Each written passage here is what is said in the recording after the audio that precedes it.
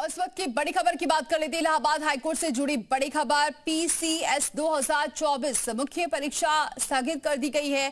Pre परीक्षा की merit नए सिरे से तैयार हो गई। नई मेरिट तक मुख्य परीक्षा स्थगित रहेगी। 28 और 29 सितंबर को ये मुख्य परीक्षा होनी थी, लेकिन फिलहाल अब ये परीक्षा स्थगित कर दी गई है। और आपको बताएं, नई मेरिट तक मुख्य जो परीक्षा है उसे स्थगित किया गया है। तो बड़ी खबर इलाहाबाद हाईकोर्ट से जुड़ी। मोहम्मद गुफरान हमारे साथ जुड़ चुके हैं। गुफरान, क्या जानकारी?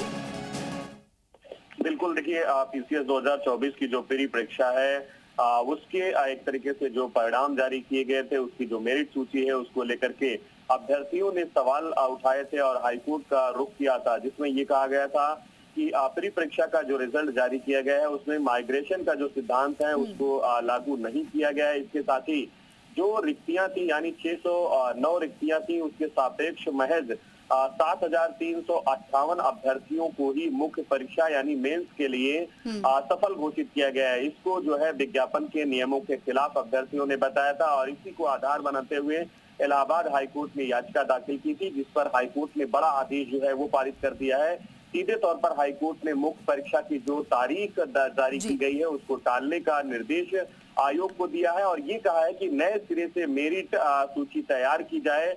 संशोधित परीक्षा का जो परिणाम होगा उसके आधार पर मुख्य परीक्षा का आयोजन हो। इससे सीधे तौर पर अगर असर की बात करें तो 28 और 29 सितंबर को जो मेंस है यानी मुख्य परीक्षा होनी थी, वो परीक्षा को टालने का निर्देश हाईकोर्ट ने दे दिया है। और अब कहें तो इस पूरे परीक्षा परिणाम को लेकर सवाल भी खड़े होंगे, क्योंकि अभ्यर्थियों ने जो सवाल कोर्ट के सामने उठाए और उसको कोर्ट ने माना और अब संशोधित परीक्षा परिणाम आने के बाद ही मुख्य परीक्षा की जो तारीख है वो घोषित की जाएगी।